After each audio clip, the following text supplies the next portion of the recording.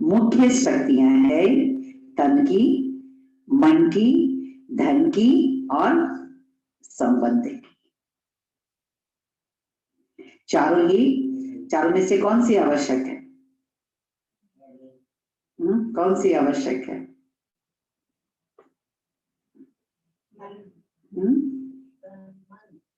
कौन सी शक्ति ज्यादा आवश्यक है? लेकिन मन ठीक हो, तन कमजोर हो, गले से बोला न जाए, आंखों से दिखाई नहीं पड़े, कानों से सुनाई नहीं पड़े, तो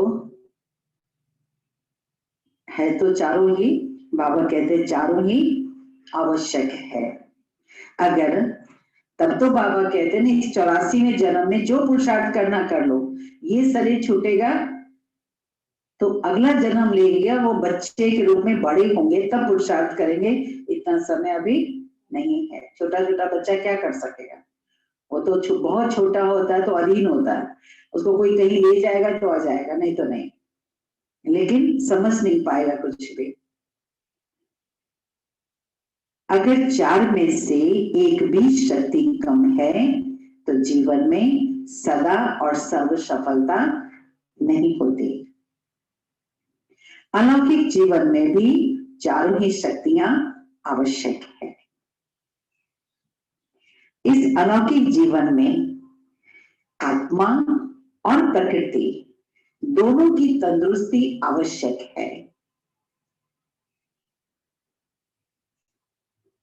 इतना बाबा का विशेष ये महावाक्य। इस अलौकिक जीवन में आत्मा और प्रकृति दोनों की तंदुरुस्ती आवश्यक है। जब आत्मा स्वस्थ है तो तन का हिसाब किताब व तन का रोग सूली से कांटा बनने के कारण स्वस्थिति के कारण स्वस्थ अनुभव करते हैं। तन का रोग भी आत्मा स्वस्थ होने के कारण जो रोग का कष्ट ज्यादा होना चाहिए वो सूली से कांटा अनुभव होता है। उनके मुख पर, चेहरे पर बीमारी के कष्ट के चिन्ह नहीं होते। मुख पर कभी बीमारी का वर्णन नहीं होता। ये सब अंडरलाइन करके अपने आप में चेक करने के पॉइंट है। कई बार होता है बहुत कष्टदायक बीमारी है तो चलिए थोड़ा बहुत आ भी गया चेहरे पर, लेकिन बहुत लोगों का तो सेंसिटिव नेचर होता है, छोटी छोटी बीमारी में भी चेहरे का भाव चेंज होता है। और दूसरा बाबा ने कहा वर्णन नहीं करेंगे, बार बार अपनी बीमारी का वर्णन नहीं करेंगे। डॉक्टर को वर्णन करना कर दिया, ठीक है, और डॉक्टर के पास ही बार बार वही बात रिपीट नहीं करेंगे। कोई गार्जियन हो जिसको बताना वो बता दिया, ठीक है, सबके सामने बार बार रिपीट नहीं करेंगे। कर्म भोग के वर्णन के बदले कर्म योग की स्थिति का वर्णन करते हैं,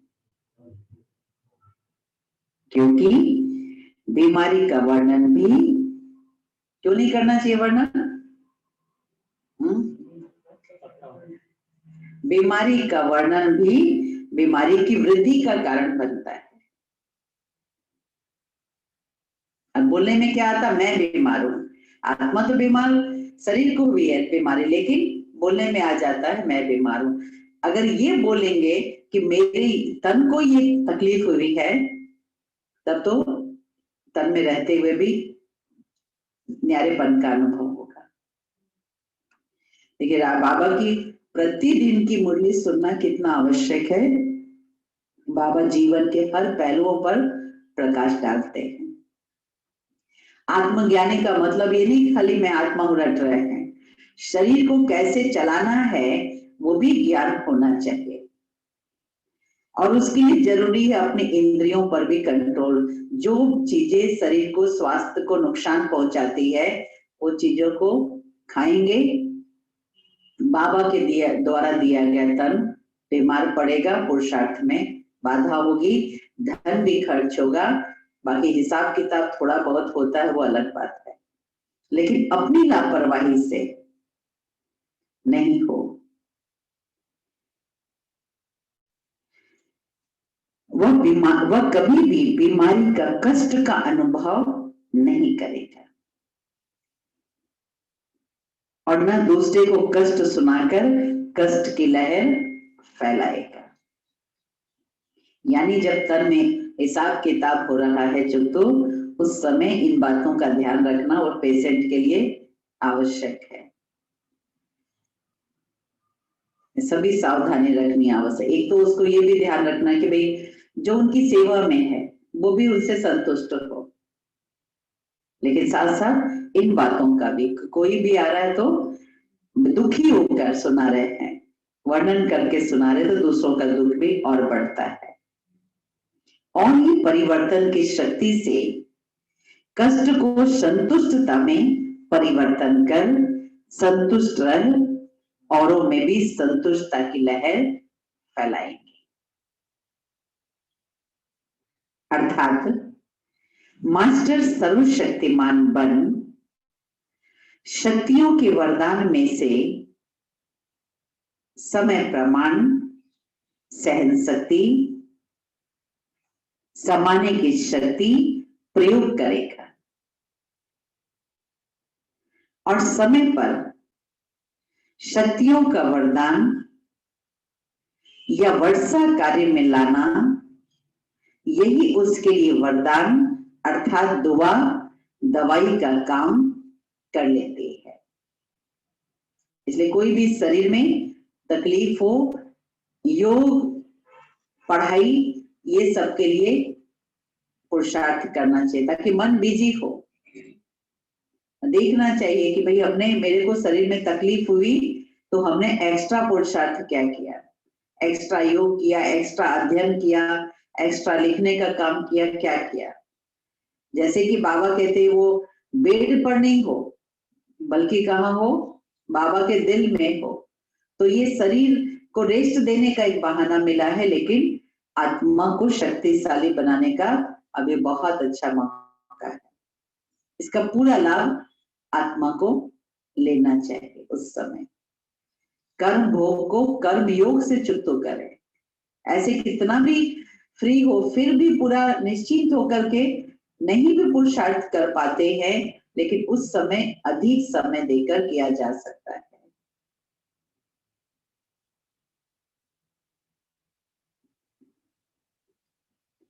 क्योंकि सर्वशक्तिमान बाप द्वारा जो शक्तियां प्राप्त है वह जैसी परिस्थिति, जैसा समय और जिस विधि से आप कार्य में लगाने चाहो वैसे ही रूप से यह शक्तियां आपकी सहयोगी बन जाती है। इन शक्तियों को व प्रभु वरदान को जिस रूप में चाहे वह रूप धारण कर सकते हैं। अभी अभी शीतलता के रूप में और अभी अभी हर गुण हर शक्तियां इंटरकनेक्टेड है। अभी अभी शीतलता के रूप में तो अभी अभी जलाने के रूप में, विकर्म को भस्म करने के रूप में। पानी की शीतलता का भी अनुभव करा सकते हो तो आग के जलाने का भी अनुभव करा सकते हो। दवाई का भी काम कर सकता है कि जो कष्ट उस डॉक्टर के द्वारा दी गई दवाई से नहीं दूर हुआ वो बाबा से प्राप्त शक्ति से दूर हो जाता है। ये डॉक्टर भी आश्चर्य करते हैं।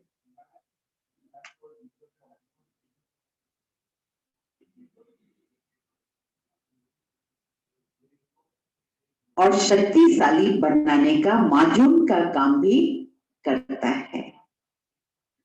सिर्फ समय पर कार्य में लगाने की अथॉरिटी बनो, समय पर कार्य में लगाने की अथॉरिटी बनो। कभी भी शरीर में कोई तकलीफ हो पहले से यह प्लान रहे कि भाई मेरे को ये समय निकालते हैं, कभी ऐसा मौका हो तो हम उसका पूरा लाभ ले लें। जैसे पहले ट्रेन से कहीं जाते थे तो ट्रेन रास्ते में बहुत रुकते थे, तो जितना बार रुके तो मन में यही आएगा कि क्यों लेट हो रही है, किस कारण से लेट हो रही है, पता नहीं रेलवे डिपार्टमेंट ठीक नहीं तो गांव वाले ठीक नहीं तो बीच बीच में चेन पुलिंग क्यों होती है, तरह तरह के संकल्प चलते हैं। फिर हमने अभ्यास कर लिया था कि नोटबुक लेकर के जाते थे, रफ जिसमें नोट किया वो भी, और फेयर करने के लिए जब जब ट्रेन रुके तो बस उसमें बिजी हो गया, तो कार्य भी हो गया क्योंकि सेंटर पे कई बार नहीं भी टाइम मिला फेयर करने का, तो कार्य भी हो गया और व्यर्थ संकल्प भी नहीं चला, क्योंकि कर तो कुछ नहीं सकते ना, ट्रेन में बैठे बैठे खाली सोचते रहेंगे। तो ऐसे ही बाबा इन सभी बातों पर प्रकाश डाल रहे हैं। ये शक्तियां, सर्व शक्तियां आप मास्टर सर्वशक्तिमान की सेवाधारी है। जब जिसको ऑर्डर करो वह हाजिरा हजूर कहे सहयोगी बनेगी, लेकिन सेवा लेने वाले भी तो कैसे चाहिए? शक्तियां तो आप जब बोलोगे हाजिर हजूर हो करेगी, लेकिन सेवा लेने वाले भी कैसे चाहिए? चतुर सुजान चाहिए, चतुराई से बाबा के द्वारा दी गई शक्तियों का उपयोग करने वाले चाहिए। अब जो शक्ति अपने अंदर कम है पहले से समझेंगे तब ना, वो शक्ति का आह्वान करेंगे वो शक्ति आ जाएगी। लेकिन आह्वान करने की बजाय अगर ये सोचेंगे हम इस बात को सहन नहीं कर सकते, जो होगा देखा जाएगा, तो फिर तो वो शक्ति जवाब देगी। तो तन की शक्ति आत्मिक शक्ति के आधार पर सदा अनुभव कर सकते हो। तन में इतनी ताकत नहीं थी, लेकिन बाबा की याद से ये कार्य संभव हुआ। तन की शक्ति को आत्मा की ताकत के आधार पर अनुभव कर सकते हो, अर्थात सदा स्वस्थ रहने का अनुभव कर सकते हो। यह अलौकिक ब्राह्मण जीवन है ही सदा स्वस्थ जीवन। ब्राह्मण जीवन अर्थात सदा स्वस्थ जीवन, स्व स्थिति में स्थित रहकर जीने का समय। वरदाता से सदा स्वस्थ भव का वरदान मिला हुआ है। ऐसा लगता है जैसे कि बाबा सारे बेड पर पड़े हुए, हॉस्पिटल में पड़े हुए, या भले बेड पर नहीं भी है, लेकिन छोटी मोटी तो तकलीफ शरीर में हो ही जाती है कईयों को, सबको बाबा विशेष रूप से एड्रेस कर रहे हैं। बाप दादा देखते हैं कि प्राप्त हुए वरदानों को कई बच्चे समय पर कार्य में लगाकर लाभ नहीं ले सकते। वह यह कहें कि शक्तियां अर्थात सेवाधारियों से अपनी विशालता और विशाल बुद्धि द्वारा सेवा नहीं ले पाते। सेवा में हाजिर है लेकिन ले नहीं पाते हैं सेवा।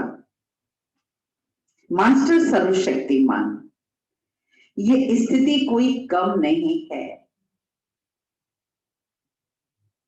यह श्रेष्ठ स्थिति भी है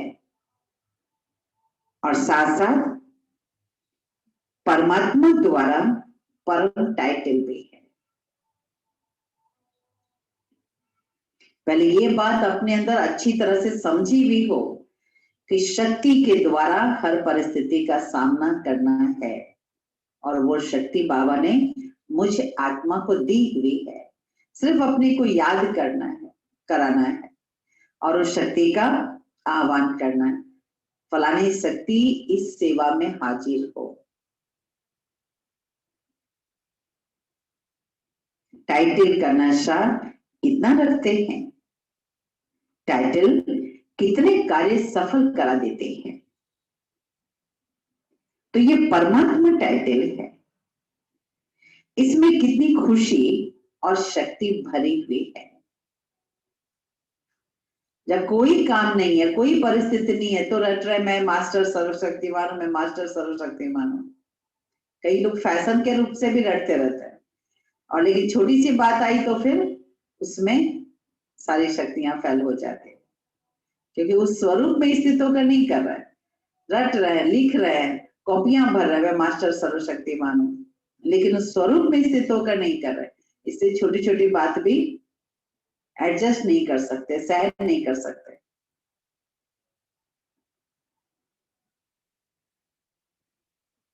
मास्टर सर्वशक्तिमान की स्थिति कोई कम नहीं है, यह श्रेष्ठ स्थिति भी है, और साथ साथ परमात्मा, डायरेक्ट परमात्मा द्वारा परम टाइटल भी है। टाइटल का नशा कितना रखते हैं, टाइटल कितने कार्य सफल करा देते हैं।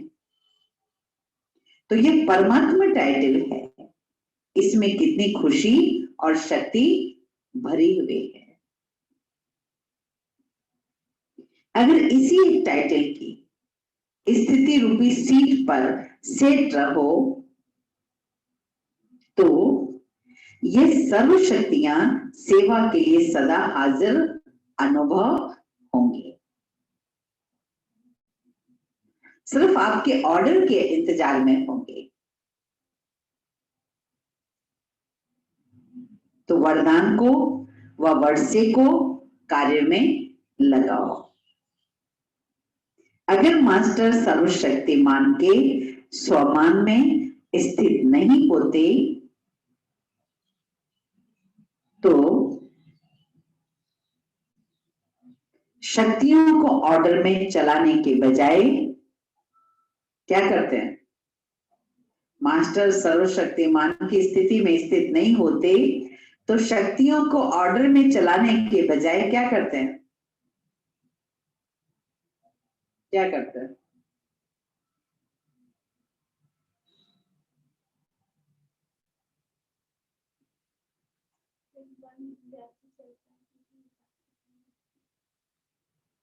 क्या करते हैं, शक्तियों को ऑर्डर प्रमाण नहीं चलाते हैं तो फिर क्या करते हैं बदले में, हाँ, बाबा के सामने अर्जी डालते रहते हैं कि यह शक्ति दे दो, यह कार्य करा दो, यह हो जाए, ऐसा हो जाए। तो अर्जी डालने वाले कभी भी सदा राजी नहीं रह सकते, फिर आदत पड़ जाती बिना पुरुषार्थ के मांगने की। इसलिए अमृत वेले भी बाबा ने क्या बोला, बाबा से सहयोग मांगने की जरूरत नहीं है, सहयोग लो। जब परिस्थिति सामने आती है तो क्यों क्या कैसे में नहीं चले जाओ, क्यों क्या कैसे में जाना माना अपने को और कमजोर करना और परिस्थिति को और मजबूत करना। बाबा तो सहयोग के लिए सदा हाजिर है, मांगो नहीं बाबा से। एक बात पूरी होगी दूसरी शुरू हो जाएगी, इसलिए मालिक बन, योग युक्त बन, युक्त युक्त सेवा सेवाधारियों से लो। कौन सेवाधारी, कौन सेवाधारी, सब सुन तो रहे फिर बोलते क्यों नहीं, पांच तत्व की तो बात ही नहीं आई अभी।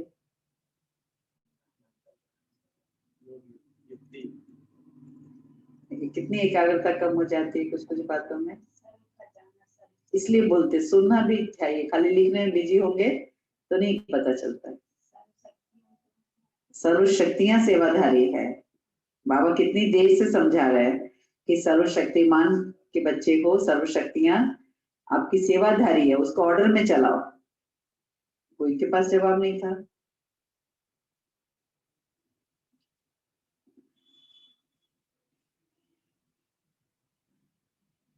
इसको कहते हैं तन की शक्ति की प्राप्ति, ऐसे ही मन की शक्ति अर्थात श्रेष्ठ संकल्प की शक्ति।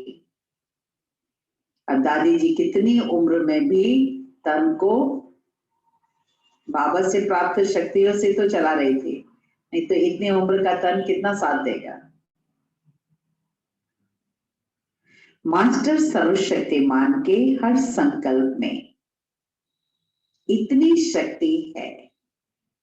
मास्टर सर्वशक्तिमान के हर संकल्प में इतनी शक्ति है जो जिस समय जो चाहे वह कर सकता है और करा सकता है, क्योंकि उनके संकल्प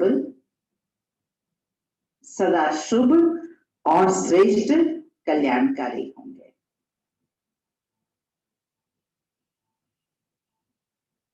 तो जहां श्रेष्ठ कल्याण का संकल्प है वह जरूर सिद्ध करता है। और मास्टर सर्वशक्तिमान होने के कारण मन कभी भी मालिक को धोखा नहीं देता, दुख नहीं अनुभव करा सकता। मन एकाग्र अर्थात एक ठिकाने पर स्थित रहता है, भटकता नहीं है। जहां चाहो जब चाहो मन को वहां स्थित कर सकते हो।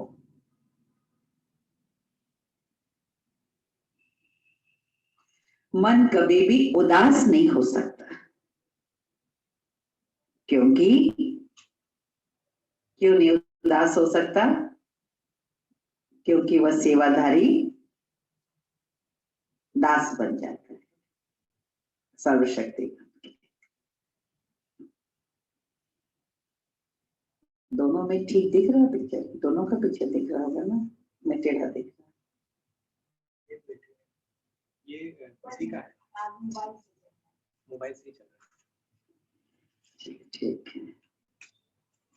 इसी प्रकार तीसरी है धन की शक्ति अर्थात ज्ञान धन की शक्ति। ज्ञान धन स्थूल धन की प्राप्ति स्वतः ही कराता है। ज्ञान धन स्थूल धन की प्राप्ति स्वतः ही कराता है। जहां ज्ञान धन है वहां प्रकृति स्वतः ही दासी बन जाती है। यह स्थूल धन प्रकृति के साधन के लिए है। स्थूल धन से प्रकृति के साधन खरीदेंगे और ज्ञान धन से प्रकृति के सर्व साधन स्वतः प्राप्त होते हैं। इसलिए ज्ञान धन सभी धन का राजा है। जहां राजा है वहां सर्व पदार्थ स्वतः ही प्राप्त होते हैं, मेहनत नहीं करनी पड़ती। अगर कोई भी लौकिक पदार्थ प्राप्त करने में मेहनत करनी पड़ती है तो इसका कारण है, कोई भी दुनिया में लौकिक पदार्थ प्राप्त करने में मेहनत करनी पड़ती, इसका कारण है ज्ञान धन की कमी। वास्तव में ज्ञान धन पद्म पदमपति बनाने वाला है। परमात्मा व्यवहार को स्वतः ही सिद्ध करता है। तो परमात्मा धन वाले परमार्थी बन जाते हैं। उनकी हर चीज दूसरों के कल्याण में खर्च होगी। संकल्प करने की भी आवश्यकता नहीं, स्वतः ही सर्व आवश्यकताएं पूर्ण होती रहती है। अब संकल्प कर रहे मतलब है इच्छाएं है। इच्छा की जरूरत ही नहीं, बाबा को जिस समय जो चीज देना होगा देंगे, उपलब्ध होगी। जो है उसको हम यूज करते चले अपने पुरुषार्थ और सेवा में। धन की इतनी शक्ति है जो अनेक जन्म यह ज्ञान धन राजाओं का भी राजा बना देता है। मुख्य है ज्ञान धन। स्थूल साधनों की प्राप्ति के पीछे ज्ञान धन की कमी ना हो जाए, ज्ञान धन पर से अटेंशन नहीं हट जाए। तो धन की भी शक्ति सहज प्राप्त हो जाती है। इसी प्रकार चौथी शक्ति है संबंध की शक्ति। संबंध की शक्ति की प्राप्ति की शुभ इच्छा इसलिए होती है क्योंकि संबंध में स्नेह और सहयोग की प्राप्ति होती है। इस अलौकिक जीवन में संबंध की शक्ति डबल रूप में प्राप्त होती है। जानते हो डबल संबंध की शक्ति कैसे प्राप्त होती है? एक, बाप द्वारा सर्व संबंध, दूसरा दैवी परिवार द्वारा संबंध। तो डबल संबंध हो गया ना, बाप से भी और आपस में भी। तो संबंध द्वारा सदा निस्वार्थ स्नेह, अविनाशी स्नेह और अविनाशी सहयोग सदा ही प्राप्त होता रहता है। तो संबंध की भी शक्ति है। वैसे भी बाप और बच्चे को क्यों चाहता है अथवा बच्चा बाप को क्यों चाहता है? सहयोग के लिए कि समय पर सहयोग मिले। तो इस अलौकिक जीवन में चारों शक्तियों की प्राप्ति वरदान रूप में, वर्षे के रूप में प्राप्त है। बाबा भी सहयोग के लिए बंधा हुआ है, दैवी परिवार भी सहयोग के लिए बंधा हुआ है, लेकिन उसके लिए क्या चाहिए? चारों शक्तियों के लिए क्या चाहिए? तन की शक्ति के लिए भी ज्ञान चाहिए, मन की शक्ति के लिए भी ज्ञान चाहिए ताकि मन शक्तिशाली संकल्प करे। हर तरह की शक्ति के लिए ज्ञान धन सबसे ऊपर है।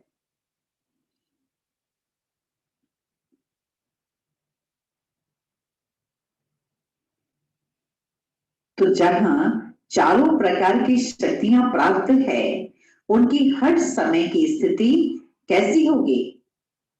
मास्टर सर्वशक्तिमान इसी स्थिति की सीट पर सदा स्थित हो। पूछ रहे बाबा, इसी स्थिति की सीट पर सदा स्थित हो, इसी को ही दूसरे शब्द में स्व के राजे व राजयोगी कहा जाता है। राजाओं के भंडार सदा भरपूर रहते हैं, तो राजयोगी अर्थात सदा शक्तियों के भंडार भरपूर रहते। समझा? कोई कहे हम योग बहुत करते लेकिन मेरे अंदर ये शक्ति नहीं, ये शक्ति नहीं, इसका मतलब योग करना आता ही नहीं है। योग से शक्तियां जरूर जमा होती है। इसको कहा जाता है श्रेष्ठ ब्राह्मण अलौकिक जीवन। सदा मालिक बन सर्व शक्तियों को कार्य में लगाओ। यथाशक्ति के बजाय सदा शक्तिशाली बनो। अर्जी करने वाले नहीं, सदा राजी रहने वाले बनो। समझा?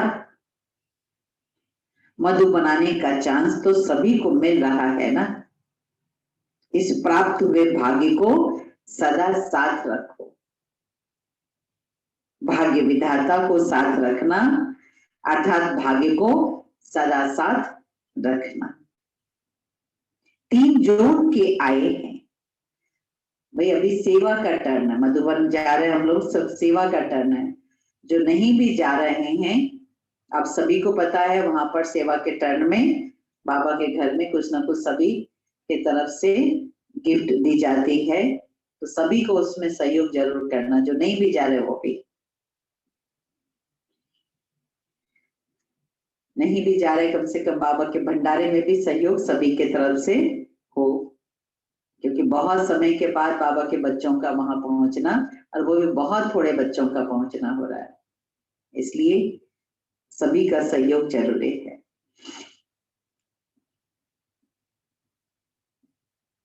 तीन जोन के आए हैं, अलग अलग स्थान की 3 नदियां आकर इकट्ठी हुई, इसको त्रिवेणी का संगम कहते हैं। बाप दादा तो वरदाता बन सबको वरदान देते हैं। वरदानों को कार्य में लगाना यह हर एक के ऊपर है। अच्छा, चारों ओर के सर्व वर्षे और वरदान के अधिकारी श्रेष्ठ आत्माओं को, सर्व मास्टर सर्वशक्तिमान श्रेष्ठ आत्माओं को, सदा संतुष्टता की लहर फैलाने वाले संतुष्ट आत्माओं को, सदा परमार्थ द्वारा व्यवहार में सिद्धि प्राप्त करने वाली महान आत्माओं को बाप दादा का स्नेह और शक्ति संपन्न याद प्यार और नमस्ते।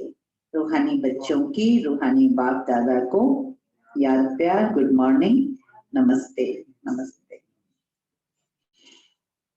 सर्व के सहयोग से सुखमय संसार, उस समय एक प्रोजेक्ट चल रहा था, global cooperation for a better world. उसके कार्यक्रम के बारे में अव्यक्त बाप दादा की प्रेरणाएं हैं। यह विषय ऐसी है जो स्वयं भी सभी सहयोग देने की ऑफर करेंगे। सहयोग से फिर संबंध में भी आएंगे, इसलिए आप भी ऑफर होगे। दुनिया में भी कई लोग होते हैं ना भाई, कहेंगे कि हमको ज्ञान योग रोज करने का फुर्सत नहीं है, लेकिन कोई मेरे लायक सेवा हो तो बताइए। सिर्फ शुभ भावना शुभ कामना संपन्न सेवा में सेवाधारी आगे बढ़े। शुभ भावना का फल प्राप्त नहीं हो, यह हो नहीं सकता। सेवाधारियों के शुभ भावना शुभ कामना की धरनी सहज फल देने के निमित्त बनेगी। फल तैयार है, सिर्फ धरनी तैयार होने में की थोड़ी देरी है। फल तो फटाफट निकलेंगे, लेकिन उसके लिए योग्य धरनी चाहिए। अभी वह धरनी तैयार हो रही है। वैसे सेवा तो सभी को करनी ही आवश्यक है, लेकिन फिर भी जो विशेष सत्ताएं हैं उनमें से समीप नहीं आए हैं। चाहे राज्य सत्ता वालों की सेवा हुई है या धर्म सत्ता वालों की हुई है, लेकिन सहयोगी बन करके सामने आए, समय पर सहयोगी बने, इसकी आवश्यकता है। क्या बोला बाबा? संदेश चारों तरफ गया, लेकिन वो सहयोगी बने, बनाना है सबको। पॉइंट तो रिपीट हो गई, बनाना है सभी को सहयोगी। हाँ, तो जिन्हों की सेवा करते हैं उनको सहयोगी बनाना है। किसको बनाना है? कौन करेगा ये काम? हर एक की जिम्मेवारी है ना, केवल निमित्त बहन की जिम्मेवारी थोड़ी है। एक लहर होनी चाहिए, जा जाके बाबा का संदेश सबको दे। कोई यहाँ तो एक दो ही आएंगे ना, जा जाके भी संदेश देने का एक उमंग उत्साह हो। नए साल वाला भी कार्ड बना था, उसी बहाने भी जा सकते थे। अभी तो वो पूरा हुआ, लेकिन उस तरह का कुछ और भी सेवा करने का, जैसे अभी आदितपुर में योग शिविर होगा, वहां पर उसका पैम्पलेट बने, जा जाके बांटना भी एक सहयोग है कि आत्माएं निकले। कोई प्रोग्राम हुआ और उसमें कोई आके तन मन धन से सहयोग कर दिया, वो प्रोग्राम तो कभी कभी होता है, लेकिन घर घर जाकर कोई भी एक आत्मा वंचित न रह जाए, तब तो उसमें से सहयोग देने वाली या प्रजा वाली दोनों तरह के निकलेंगे। नहीं तो सेवा केंद्र पर तो एक सीमित सेवा में सारा दिन भर बीत जाता, सुबह सफाई किया, खाना बनाया, आया, कोई बातचीत की, टोली दिया, बस चले। इसी सेवा में थोड़ी जिंदगी बितानी है। चप्पल घिसनी चाहिए सेवा में। हम लोग जमशेदपुर आए, दीदी बोले चप्पल घिसनी चाहिए। कितना हम लोग पैदल पैदल चलते थे, कितना पैदल पैदल चल के कितनी सेवाएं की। खुश होते थे, आज इतने किलोमीटर चले, आज इतना किलोमीटर चले। ऐसे ही नहीं बैठे इतने बड़े जगह पर, घर घर में जाकर कोर्स कराते थे। जरूर थोड़ी सारे लोग सेंटर पे आए। वो लगन होना चाहिए, जाकर स्पीच तैयार करें, स्पीच करें, संदेश दे सभी को, निमंत्रण दे सबको। जैसे आज संडे का कार्यक्रम है, इस बार तो चलिए अब आज बीत गया, लेकिन इसमें भी बहुत लोगों को निमंत्रण दिया जा सकता है, अभी भी दिया जा सकता है। 10:30 बजे से प्रोग्राम है, छोटे छोटे ग्रुप में।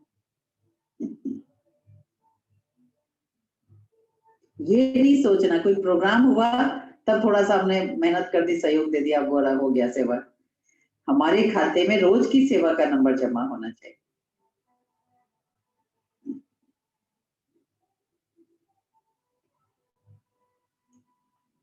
बाबा कहते देखा जाता है, चाहे राज्य सत्ता वालों की सेवा हुई है या धर्म सत्ता वालों की सेवा हुई है, लेकिन सहयोगी बनकर के सामने आए, समय पर सहयोगी बने, उसकी आवश्यकता है और उसके लिए शक्तिशाली बाण लगाना पड़े। देखा जाता है कि शक्तिशाली बाण वही होता है जिसमें सर्व आत्माओं के सहयोग की भावना हो, खुशी की भावना हो, सद्भावना हो। इसमें हर कार्य सफल सहज होता है। अभी जो सेवा करते हो वह अलग अलग करते हो, लेकिन जैसे पहले जमाने में कोई कार्य करने के लिए जाते थे तो सारे परिवार के आशीर्वाद लेकर जाते थे।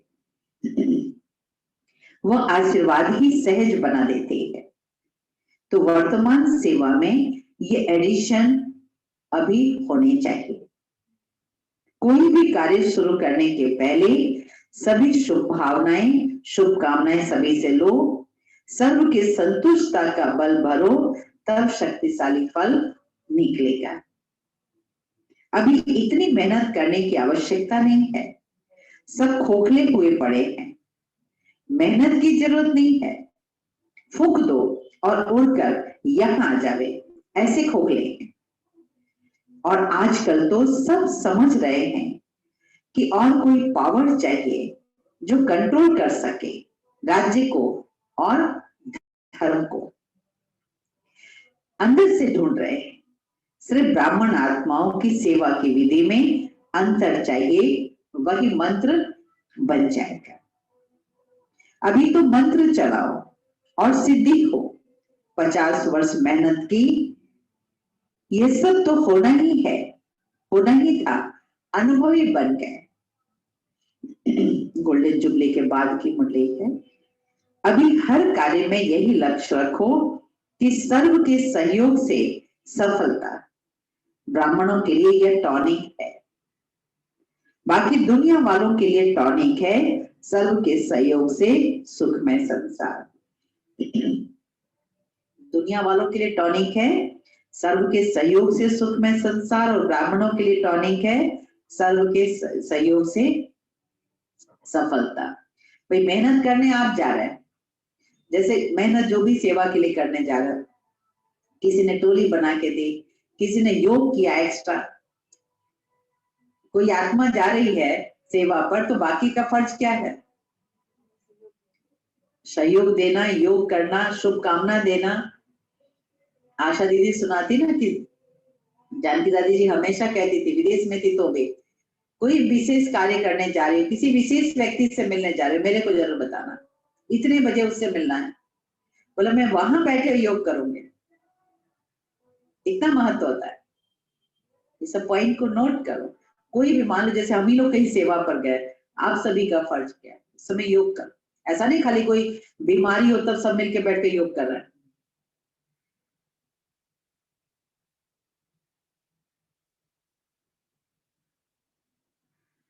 अच्छा, अभी तो आप सबकी सिद्धि का प्रत्यक्ष रूप दिखाई देगा। कोई बिगड़ा हुआ कार्य भी आपकी दृष्टि से, आपके सहयोग से सहज ही हल होगा, जिसके कारण भक्ति में धन धन्य करके पुकारेंगे। ये सब सिद्धियां भी आपके सामने प्रत्यक्ष रूप में आएंगी। कोई सिद्धि के रूप में आप लोग नहीं कहेंगे कि हाँ हो जाएगा, लेकिन आपका डायरेक्शन स्वतः ही सिद्धि प्राप्त कराएगा। तब तो प्रजा जल्दी जल्दी बनेगी, सब तरफ से निकलकर आपकी तरफ आएंगे।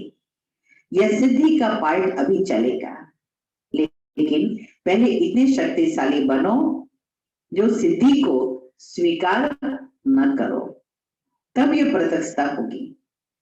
नहीं तो सिद्धि देने वाले ही सिद्धि में फंस जाए, यानी मान सान की प्राप्ति में फंस जाए, तो फिर क्या करेंगे?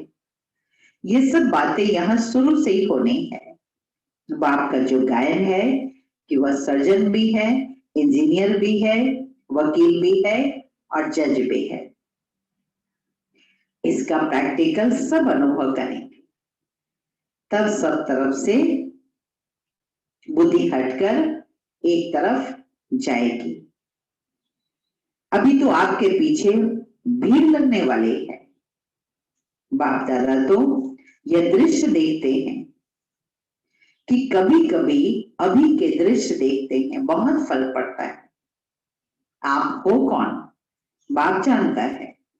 बहुत बहुत वंडरफुल पार्ट है जो ख्वाब में भी नहीं था, सिर्फ थोड़ा रुका हुआ है बस। जैसे पर्दा अभी भी थोड़ा अटक जाता है, झंडा भी लहराते हो तो अटक जाता है, ऐसे अभी थोड़ा थोड़ा अटक रहा है। आप जो हैं जैसे हो बहुत महान हो। जब आपकी विशेषता प्रत्यक्ष होगी तब इष्ट बनेंगे। आखिर तो भक्त माला भी प्रत्यक्ष होंगी, लेकिन पहले ठाकुर सचकर तैयार हो, तब तो भक्त आएंगे ना। अच्छा, वरदान।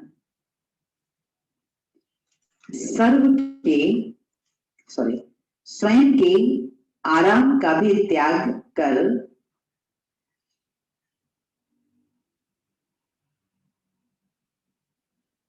सेवा करने वाले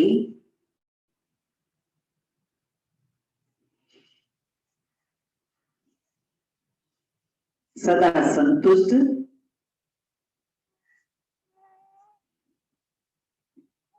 सदा हर्षित भव।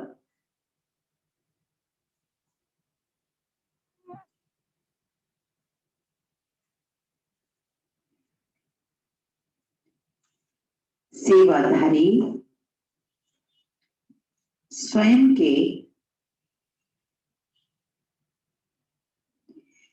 रात दिन के आराम को भी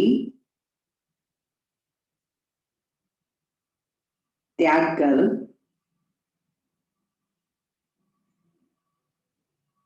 सेवा में ही आराम महसूस करते हैं।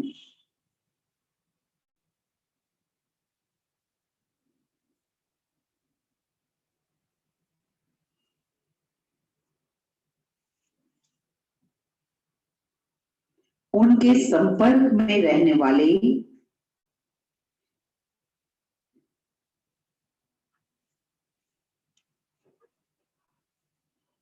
वह संबंध में आने वाले समीपता का ऐसे अनुभव करते हैं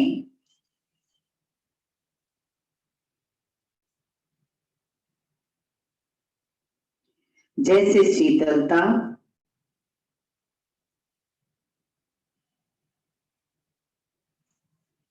व शक्ति शांति के झरने के नीचे बैठे हैं।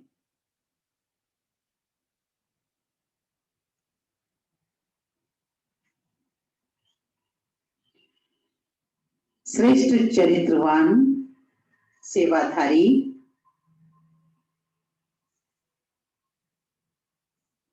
कामधेनु बन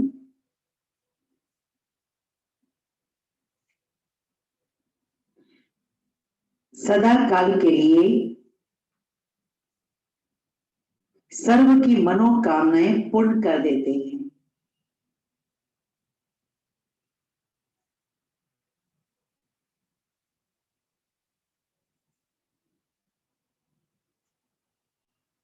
ऐसे सेवाधारी को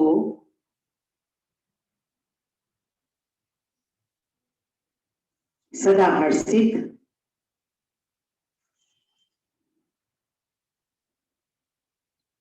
और सदा संतुष्ट रहने का वरदान स्वतः ही प्राप्त हो जाता है।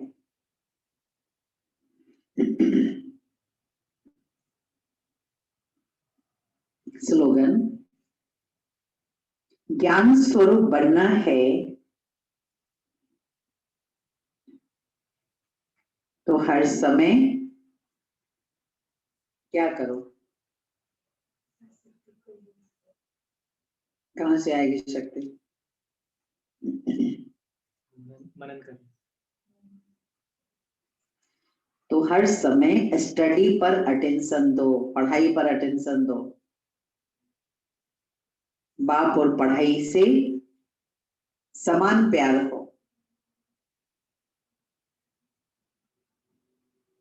ज्ञान स्वरूप बनना है तो हर समय स्टडी पर अटेंशन रखो, बाप और पढ़ाई से समान प्यार हो। अब ये बहुत अंडरलाइन करने के बाद है ना, बाबा से प्यार तो सब बोल देंगे हमारा बाबा से प्यार है, लेकिन पढ़ाई से